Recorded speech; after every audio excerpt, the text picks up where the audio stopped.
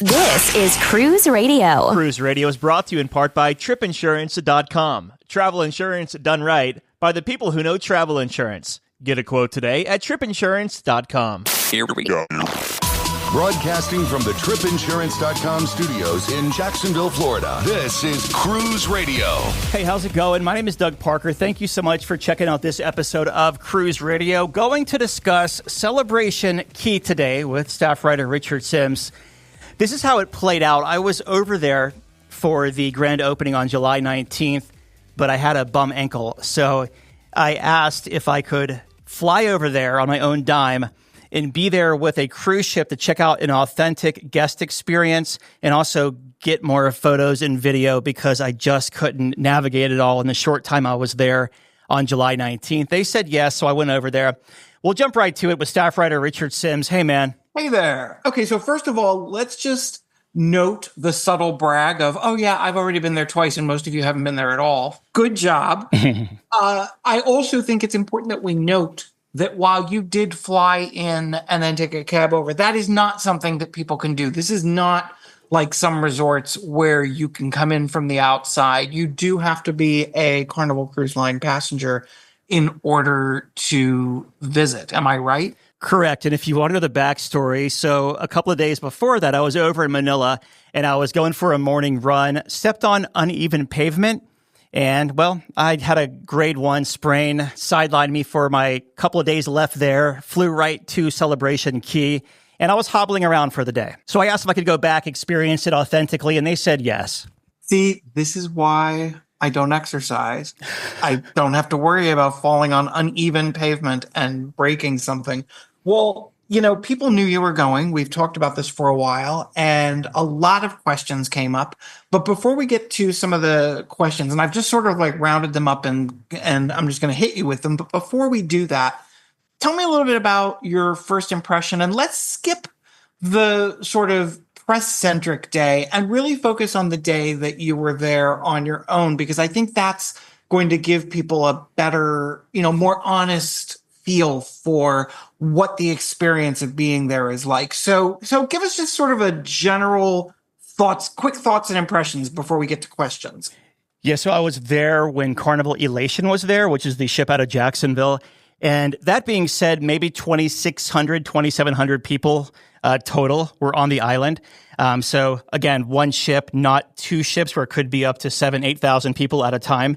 The lagoon will take your breath away as soon as you walk up to it. So if you're coming off the ship and you're walking down the pier, you're going to see the big castle dead center there, Paradise Plaza, I believe it's called. And then to the right, you're going to see the Starfish Lagoon, which is for the families. And then to the left is going to be the Calypso Lagoon, and a lot of cabanas and all, floating cabanas and everything that kind of surrounds the lagoon. But very impressive, I have to say. 350 million gallons of water, and I believe it's like 68 acres for this phase 1. They're doing phase 2 in the next year or so.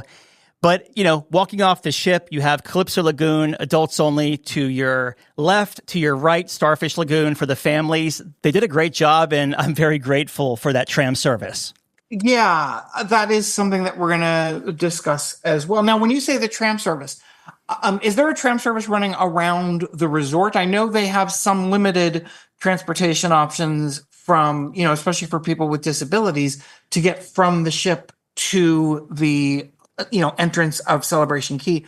But do they also have, sort of like they have on some of the other private islands, a tram service that takes you around to various stops? Yeah, I was going to say, I guess you could best compare it to the train that goes around Walt Disney World, Magic Kingdom, where it's you could board it right there at the main gate, right when you walk into Celebration Key, and it takes you, there's numerous tram stops to go around the entire area. Now, there's two different trams, right? So one goes all the way from when you get off the ship all the way to the front of Lacono Cove, which is like the shopping district. That kind of surrounds Starfish Lagoon. And then the other one for Calypso Lagoon has its own tram system as well. They're both identical, but just to kind of keep the trams from cutting across where passengers walk, there's two different tram systems. You mentioned the two lagoons, which, just looking at the pictures, you're right. Even just by the pictures, I was wowed. But there is also actual oceanfront beach, right? Yeah, think of it like Grand Turk if you've been there before, where you're walking down the pier. Then to the left, you're going to have Calypso Cove, that beach, which is supposed to be 18 and up. And then to the right, you have the Starfish Beach, which is the family beach. So it's an extension of the lagoon area that comes out into the ocean. Okay, so let's dive into some of these questions that we got. And one of the first ones, which is a great question, I think, was how would you say this is different from Half Moon? Okay, well, the ship docks there for one, which I know that they're building a pier right now at Half Moon, so that'll be really not a comparison coming up. But Half Moon is more nature, where this reminds me of if you were going to an all-inclusive with the pools, the lagoons, and all of that in Mexico or something. I mean, minus the all-inclusive, but it's more in line with that than anything I've ever seen. But you also have, within Calypso Lagoon, you have the Pearl Cove Beach Club, which is like $79 for a day pass to get in there, with the infinity pool, the restaurant, loungers, cabanas you can buy in there too. To answer your question, there's a lot happening in this space than a Half Moon Key type experience. Did you get to tour the pay-only adult area? Yeah, so I went in there on opening day, and then I went back in there a couple of days ago, and it is slick, man. Like, they have that really big infinity pool that overlooks the ocean and the ship right there. As I mentioned, it's like $79 to get a pass for that. And then if you wanted to get like a drink pass, maybe it's around $149, something like that, to get up to 10 drinks. So it's more of an inclusive experience, because I will say your drink package, unlike other islands, your drink package does not work on Celebration Key. I was going to ask that. So if the drink package doesn't extend to the island, we keep calling it an island. It's not really an island, but I'm going to say island, and you're all going to just forgive me. But since your drink package doesn't extend to Celebration Key, does that mean that the drinks you have there don't count toward your 15 back on the ship? I've seen it both ways. I will say this, that I've seen with my own eyes, that someone who has been buying drinks on the shore at Celebration Key using their credit card, they get back on the ship, and it says they've had 0 drinks that entire day. So, Carnival usually caps you around 15 drinks a day. It does say you've had nothing. So even though the drink package doesn't work, I would say if you want to drink there and do have the drink package, use a credit card to pay for your drinks and not your sign and sale card, because they do take both. Well, and it's interesting you say that, because on opening day, I think it was the day before opening day, Christine Duffy on Carnival Vista was talking to people and doing sort of a Q&A. And she said, be patient with us. This is a grand opening. We still have things to work out. So there may be things that, I think we've all been in that situation where you talk to someone about something, like maybe you call to make a reservation for a Carnival cruise or any cruise, and one person that you talk to gives you one bit of information, and you call back the next day to confirm something and get a completely different piece of information. So sometimes it does take a while for, everybody to be on the same page. I do think that is something to keep an eye on, and we will keep an ear open and report back on how that plays out, whether it does or does not impact your drink package. But I do think most people do not worry about 15 drinks a day. Most people, say, I'm never going to drink 15 drinks a day. But I do think if you are someone who does worry about bumping up against that limit, that you're right. It's a pretty good idea to use your credit card, because then it will not theoretically impact your drinks on board. It sounds as if what you're saying is that Half Moon Cay, and this makes sense given the renaming, they're renaming it to Relax Away at Half Moon Cay or some such thing. It sounds like you're saying Half Moon Cay is more low key and Celebration Key is more like almost like an amusement park. Yeah, that's a good comparison, because right dead smack in the middle of Celebration Key, you have that 10-story sun castle with the 2 racing slides there, which do cost extra. And then, all around you have kids area on this side, and then the adults only area over to the right side, over to the left side if you're facing the walking off the ship coming in. I don't think of you as a slide person, but did you try them? Not a slide person, and I saw a lot of adults doing it, but also there were a ton of little ones up there who were doing it. And I will say this, it is $14.99 for a day pass for the slide. And I was actually talking to a couple of families while I was there both days, and they said it's the best investment they've paid to keep their kids busy for the day, because you know how much energy the little ones have. They'll do that slide 15 times in a row and then just be completely tuckered out. So I was surprised there was a cost. I didn't think there was going to be a cost, but it seems like Celebration Key is a moneymaker for Carnival. Which, of course, I mean, let's face one fact right off the bat. The reason that they build these private destinations is they would much rather have you on their private island or their private resort spending money than they would unleashing you in, say, Nassau or Freeport, where any money you spend off of that ship, you're giving to somebody else. This is why we're seeing an explosion over the last decade of these islands. I can't believe it took them this long to figure it out. But yeah, these are definitely money makers. Speaking of which, and you kind of vaguely touched on the beverage situation, but let's talk about the food situation, because I think that it's quite a bit different here than it is on some of the other private destinations that we've talked about, right? Correct. And this is what confused me. Okay. So every person gets a meal preloaded onto their Sail and Sign card. So you go up to a food truck and there's a little purple box there, and it has, or pink box, I think. It has between 2 and 5 different options that's included at this food truck.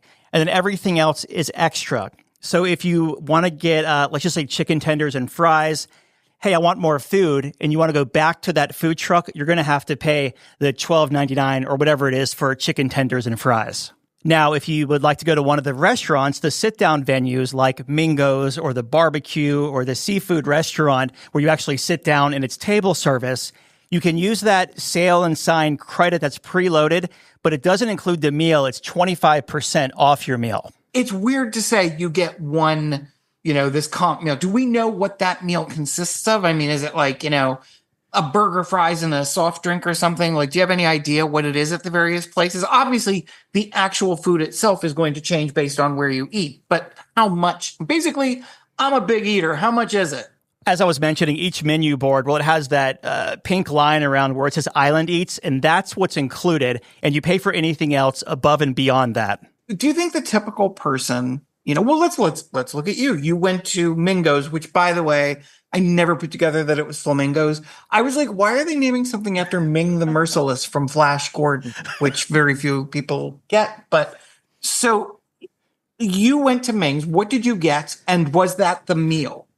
Dude, I was sitting there the other day and I ordered, because I was eating at every place there because I wanted to try everything, and I probably spent quite a bit, but I wanted to see what the food, if the food quality was really elevated, because they are charging for it. And so I was sitting at Bingo's and I got myself a conch ceviche and conch fritters, and I'm looking around and I was like, holy crap, I get it now, because there were flamingos on the ceiling with their little feet in inner tubes. It's Mingo's like flamingo. That's why there's a big flamingo outside as well. There's like a 15-foot flamingo statue outside, and it just like totally clicked right there as I was eating my conch fritters. But yeah, I was like you, I had no clue it was called Mingo's after flamingo. So glad I'm not the only one who didn't understand. When I was reading something you had written saying that you went to Mingo's, I was like, what the heck is Mingo's? Yeah.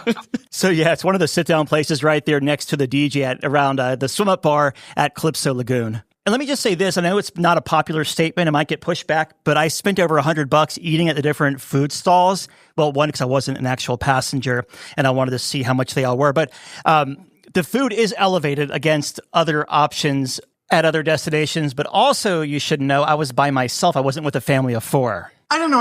I feel like it's also the difference between how you would feel or how I would feel and how a family would feel. Mm-hmm. Because there's a big difference between going and buying a meal for, yourself and going and buying a meal for 4 people, 6 people, 8 people, mm-hmm. And if you have a bunch of kids running around trying to, burn off all that energy, that also means they're going to get hungry and they're going to want to eat, and they're going to want to eat more than the simple meal that is provided to them, probably. So I don't know. I mean, we're admitting right up front that this is a money-making, proposition. So I guess everybody kind of has to make their own mind up. But I will say I do like having a buffet. I think the option, every private resort, every one of these private island kind of things that I've been to, I think, has had a buffet. And I would rather see a buffet with other pay options as opposed to everything basically being a pay option, except you can get this one meal. I don't know. It'll be interesting to see how people react over time. It's also worth noting, you can bet everybody else is going to be watching this, meaning NCL and MSC and all the others, to see, hey, can we do this as well? Can we sort of reduce our free food options and increase our potential money making? Yeah. Also, back to if we're going to use the buffet example again at Half Moon, those folks come off the ship and they cook it, whereas Celebration Key has hired 1,500 locals, and a lot of small businesses that had food trucks prior are actually operating there on Celebration Key. So you are getting more of for what it's worth, a Bahamian food experience and not something from the ship. Well, it's a nice thing in that we're pumping money into the Bahamian, economy, as opposed to simply it all going back. We talked about how this is a money-making proposition for Carnival, but they have from the start been very big on making sure that they are pumping money into the local economy as well. So, maybe that's how you feel better about it. Sure, I have to pay a little extra for food, but I'm also, it's some of that money is going to be going toward the people who actually live in this community. One of the things I wasn't too excited about, though, and just to be upfront with this, is when I went to the barbecue place, it's called Brews and Barbecue, I think.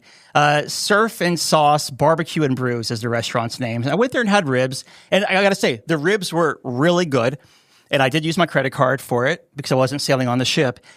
But it's interesting that every single thing you buy on Celebration Key has a 10% VAT tax, okay? So I'm getting charged, I think it was $24.99 for the half rack of ribs that came with fries, coleslaw, and I think a piece of corn on the cob, and then getting charged the 18% gratuity, and then I'm getting charged a 10% VAT on top of that. So you're going to basically pay 10% more. And looking at that as I was going through the day, having a drink here, a meal here, donuts here, a Hawaiian ice over here, the conch fritters, I'm thinking that's why Grand Bahama Island wanted them here, because it's a 10% VAT they're making on every single purchase times thousands per day. And I'm gonna nix that, because for me, I want this to be the same way it is when I book a cruise.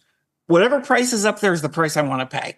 Don't tell me it's $24.99 and then charge me 20% gratuity and then charge me another 10% for a VAT tax.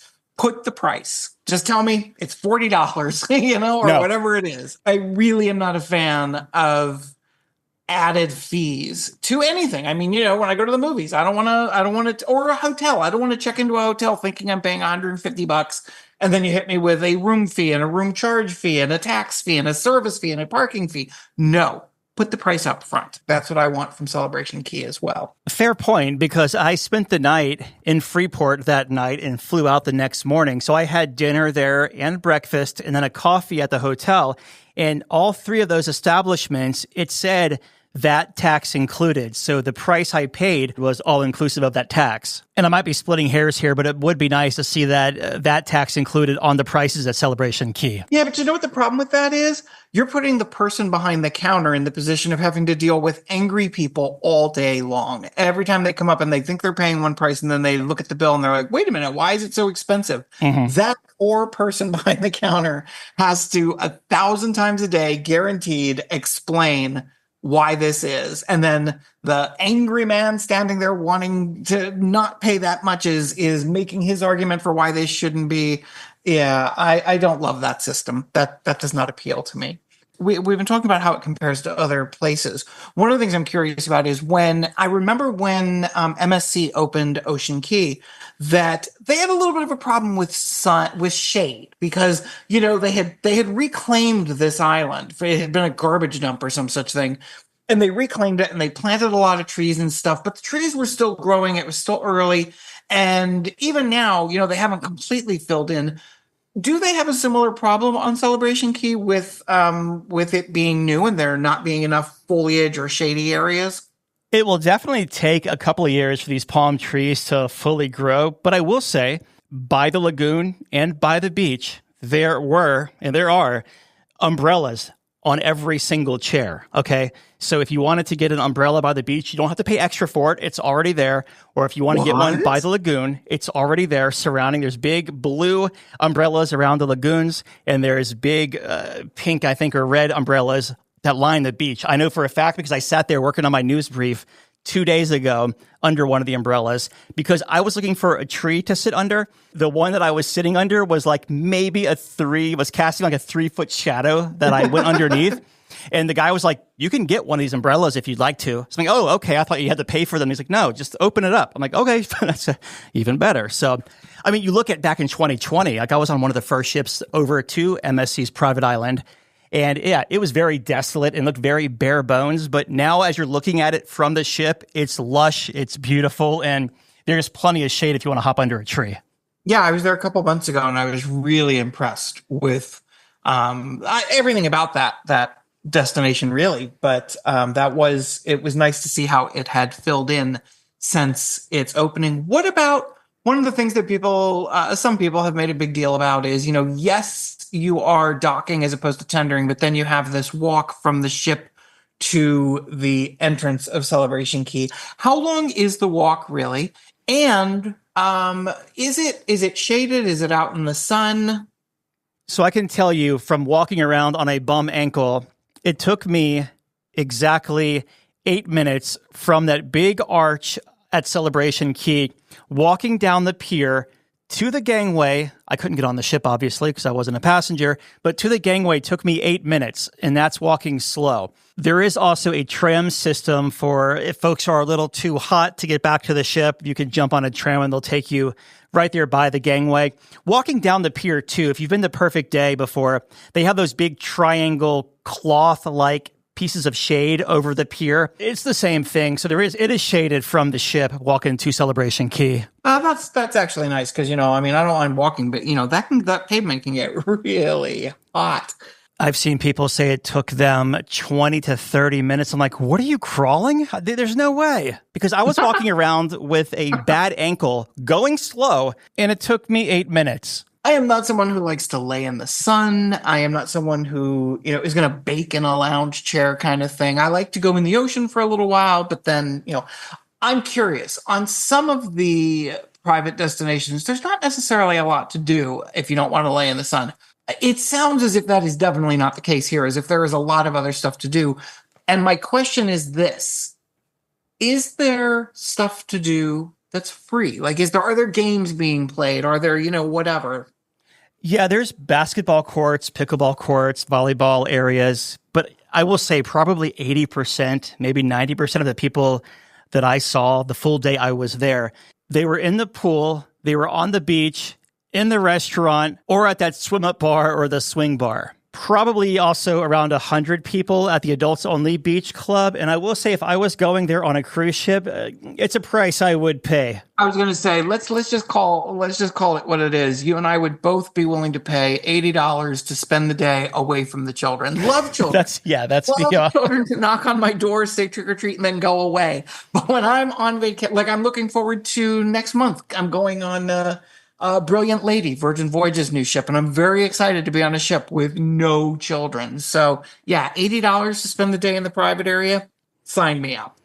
Yeah, and there's plenty of cabanas, floating cabanas. I think they call them aquabanas and things like that you can actually... Now, those all come with a fee, right? Those do come with a fee, but I was thinking like, wow, that's kind of expensive, like looking at $500 for an aquabana. But I'm thinking, well, if you had 8 people or 10 people or however many they hold divided by that price, it's really not that bad for your own little place in the shade all day, Yeah, I mean, every time I've ever rented a cabana, I've never done anything huge, but I've done medium ones, and you get 2 or 3 people, and the cabanas have gotten much more expensive in the last few years.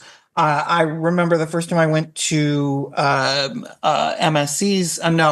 Norwegian's island, I think I paid $125 for a cabana, and that same cabana now will go for like $500. Same at Half Moon. We've seen the prices at Half Moon go crazy. But if you have a group of people, definitely worth considering. Let me ask you this. Looking ahead a year, what would you like to see them change? And from the point of view of right now, what do you think is the highlight? The highlight for me is a lagoon. I'm still in awe over seeing a 6-acre lagoon in the middle of Grand Bahama Island or on the shores of Grand Bahama Island. Also, the Pearl Cove Beach Club. I like it. Infinity pool, sit-down restaurant with elevated food. You could tack on a drink package to that as well that includes 10 drinks, I believe. So, the lagoon and the beach club are my favorites. But also, I do like seeing shade you don't have to pay for with those umbrellas by the pool and on the beach. That Bahamian sun just hits differently. It was like a real feel temp of 103 the first day I was there. And it was like 98 when I was there on Thursday. You know, I'm born and raised in Florida. I can handle heat, but I can see like if you're not used to that kind of heat, someone could fall out from it if they're not careful, if they don't stay hydrated enough and all of that. So I would like to see more shade. And I would like to see, you hit on this point earlier with, a family of 5 or a family of 4 going and wanting a second round of chicken tenders or burgers after running up and down the slide 20 times or what have you. I would like to see, and time will tell, of course, an adjustment maybe to make it a little more friendly for the families who want to grab more than just one meal. I would like to see that. As far as the drink package goes, I'm not going to lie. I would like to see you be able to use that because you can buy a 10-drink package in the beach club, but you can't use your Cheers package. One interesting thing about that, though, if you are staying in the Pearl Cove Beach Club, you can buy a pass for $179 that's all-inclusive, and by all-inclusive, that includes 10 drinks. Mm-hmm. And I don't know if those 10 drinks count toward your your boat drinks as well. But the fact that you can go to this adult area and buy drinks that are included, I don't know. That makes me think you could figure something out. Heck, give people 2 drink tickets. Something. But I do think it would be nice if, in some way, shape, or form, you could get at least a couple of beachy drinks with umbrellas in them included in the price of your cruise. Yeah, and time will tell on this. Again, things really rotate and pivot in this industry on consumer feedback, right? So if enough people fill out that satisfaction form and say, hey, this needs to change, we could see pivots in the meal situation, the drink situation, but it takes customers and consumers giving feedback for that to happen. 100%. I mean, we've seen that work. And in fact, we're already, one of the things, the other things that Christine Duffy said during her talk on Vista was that one of the reasons that they announced the new rewards program a year in advance was basically to get feedback and sort of see how people reacted. I don't know how much of that I believe and how much of that I think is them sort of trying to save face in the wake of a very, very big backlash. But in any case, we've definitely seen situations where they've taken something away and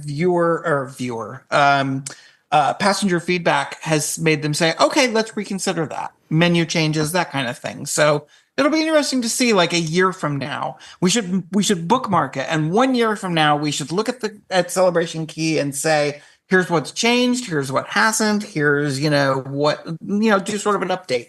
Well, I think it's also important that we share, just because the ship is going to Celebration Key, it doesn't mean that you cannot leave there. Like if you want to book an excursion or just take a taxi to Grand Lucaya, the port area, what have you, you can still do that. It's pricey. It's like $70 to $100 each way. Yeah. It's also worth noting that, you don't have to spend the day there. Mm-hmm. You can have breakfast on the ship, get off, go for a swim, go back to the ship. You're not tendering, so it's pretty easy to go back and forth. Get back on the ship, have lunch, go back off the ship. I mean, you don't have to spend money on the island, and you don't have to spend the whole day there. I did that at MSC's island. I got on and off the ship like 3 times over the course of the day. So that's. I think the fact that it is not a tendering situation makes it a lot more appealing on that particular level.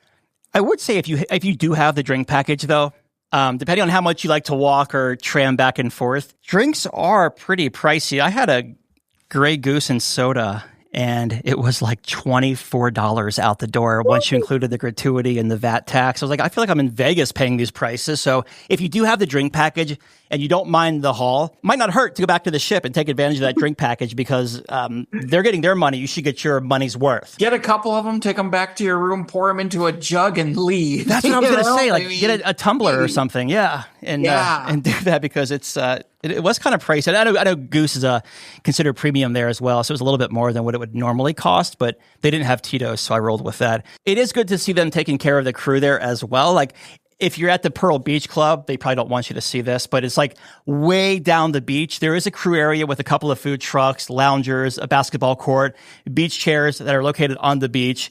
And it was cool to see them, taking advantage of that while they were there. And back there too, even the palm trees are still like all young, I guess. They need to open up a little bit more, but that's pretty much around the entire complex. So basically, the crew don't get better palm trees than you. No, but exactly. All right. Well, before I leave any destination, I need to do a little shopping. It's just, everybody wants to hit it up. But a lot of the private islands, when you go shopping, there's kind of, what's the word I'm looking for? Crap. It's basically really just junk that you probably could have bought on the ship. What's the shopping situation here?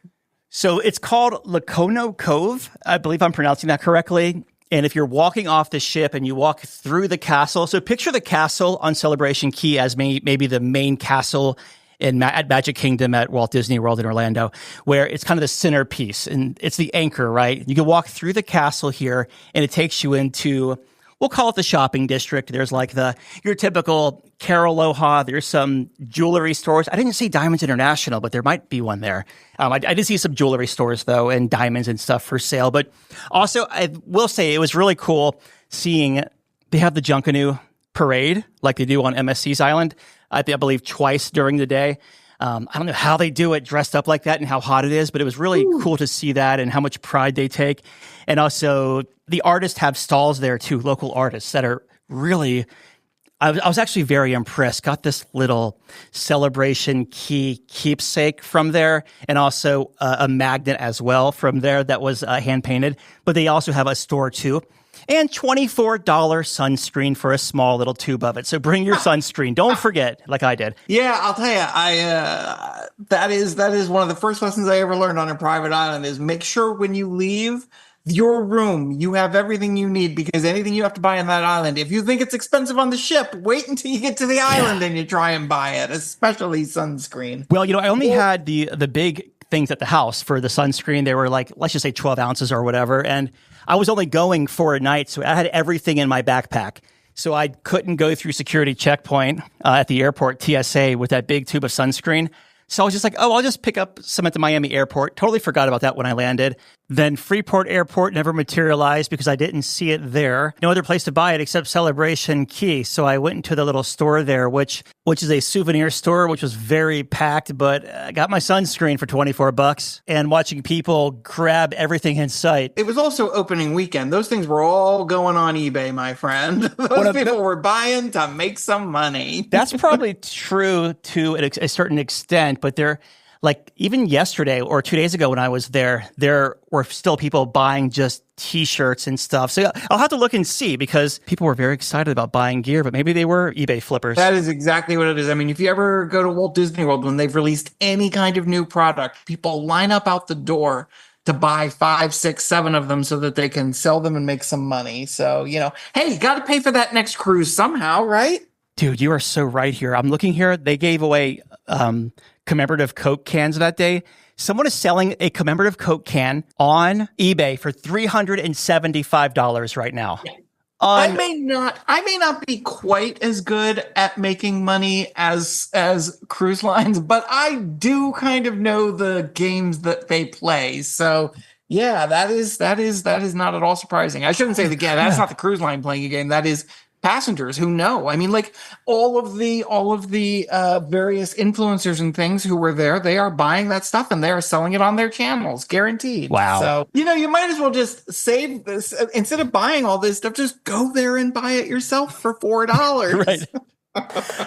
Well, to wrap it up here, did we hit all the questions here, or did we need I that? think we did. I think there will probably be more in the future. And do you have any future visits back planned? I don't as of right now, but I do want to, when it gets a little cooler, jump on Elation out of here in Jacksonville and maybe do a 4-night down there, kind of just a Celebration Key and back type cruise. Yeah, that's because they can do that, right? Like that is, It's the Bahamas. You can't do cruises to nowhere anymore, but because it's a Bahamian island, you can go just from Jacksonville to the island and back, right?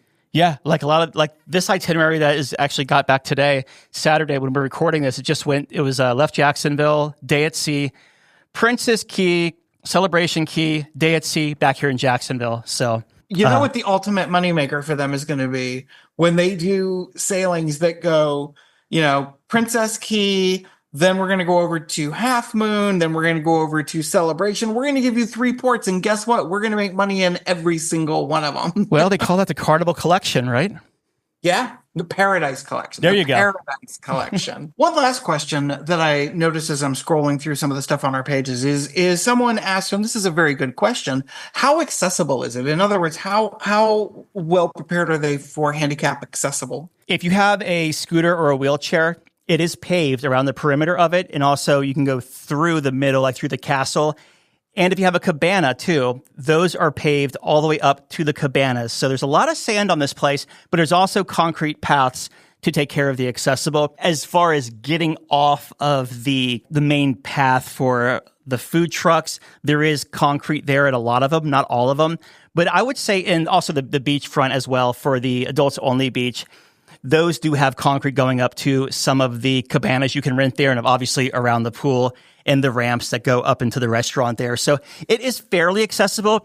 My eyes against someone who, has firsthand experience and has to use a scooter day to day, totally different. I realize that, but just at first look, it looks fairly paved and accessible. Well, and if somebody does have firsthand experience and they want to, come on and give us their experience as sort of what Celebration Key is like with a scooter or a wheelchair or other form of handicap accessibility, we'd love to talk to you. Also, if we didn't hit any questions that you might have, drop a line. At the end of every week's podcast, we try and do a reader question. And, that just because we've done a show about this doesn't mean we can't answer future questions about Celebration Key. So if you've got them, hit them. Yeah, and that's comments@cruiseradio.net. All right, staff writer Richard Sims, as always, thank you, man. I appreciate you taking the time on a Saturday to interview and talk Celebration Key.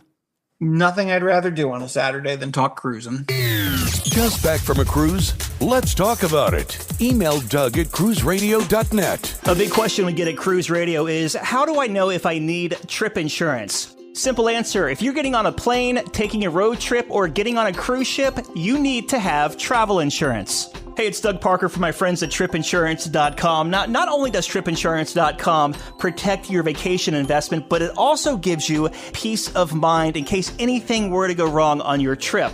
How do they do it? They offer 3 different types of trip insurance policies. Good, better, and best. One policy for every vacation budget. But it doesn't just stop there. They're up to 40% lower when you shop around on other comparison sites. Plus, tripinsurance.com offers 24-hour customer support before, during, and after your trip, online claims assistance, and travel alerts to let you know what's going on at your destination. But find out for yourself. Check out tripinsurance.com.